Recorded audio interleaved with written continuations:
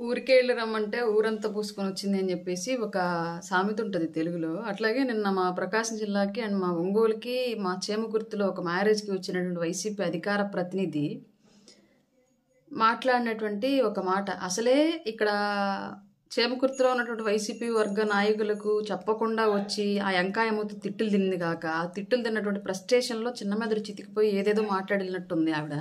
క్లియర్గా ఆవిడ మాట్లాడినటువంటి ఒక విషయంలో పూర్తిగా మనం కొన్ని కంపారిజన్లు చేద్దాం. జస్ట్ వైసీపీ పార్టీ కండువా కింద ఉన్నటువంటి వైసీపీ అధికార ప్రతినిధి మాట్లాడినటువంటి మాటలు అదే వైసీపీ పార్టీలో ఉన్నటువంటి నాయకులకు అన్వయించి ఒక్కసారి చిరంజీవి గారితో కంపేర్ చేసి మనం మాట్లాడుకుందాం.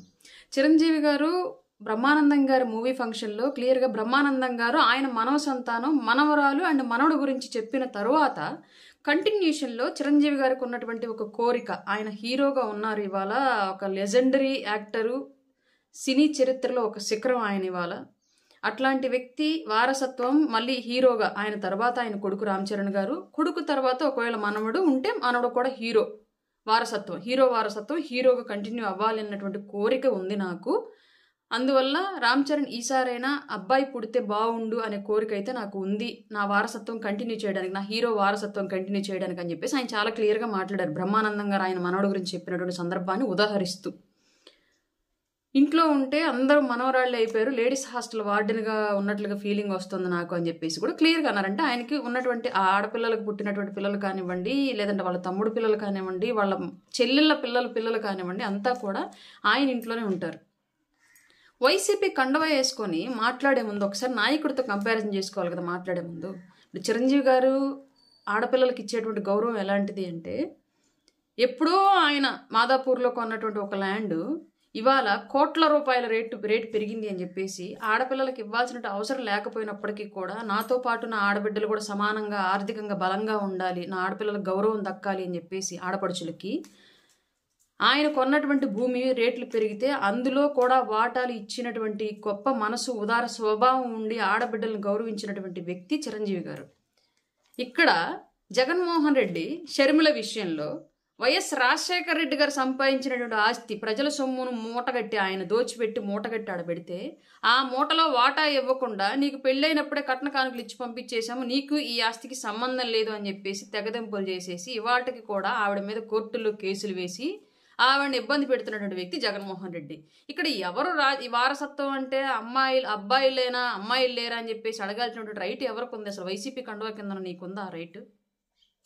రెండోది, ఆడపిల్లలు ఇంటి నిండా ఆయన చెల్లెళ్ళ పిల్లలు, ఆయన ఆడపిల్లలు, ఆయన ఆడపిల్లల పిల్లలు, ఆయన తమ్ముడు పిల్లలు అందరినీ ఇంట్లో పెట్టుకొని గౌరవంగా జాగ్రత్తగా ప్రేమగా చూసుకునేటువంటి వసుదైక కుటుంబం లాంటి కుటుంబానికి పెద్దగా ఉన్నటువంటి వ్యక్తి చిరంజీవి గారు. ఇక్కడ మన నాయకుడి పరిస్థితి ఏంది? మన జగన్మోహన్ రెడ్డి గారి పరిస్థితి, ఒక చెల్లెలు తండ్రిని చంపించి ఇవాళకి ఆ చెల్లెల్ని ఇబ్బంది పెడుతూ ఉన్నారు.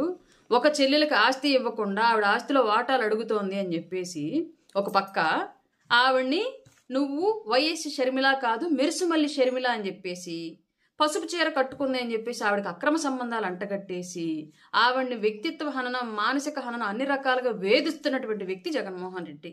ఇక్కడ ఎవరు ఏ పార్టీ కండువా కప్పుకొని ఎలాంటి క్వశ్చన్లు అడగాలి? జగన్మోహన్ రెడ్డి కండువా కప్పుకొని ఇట్లాంటి మాటలు మాట్లాడడం ఏంటి?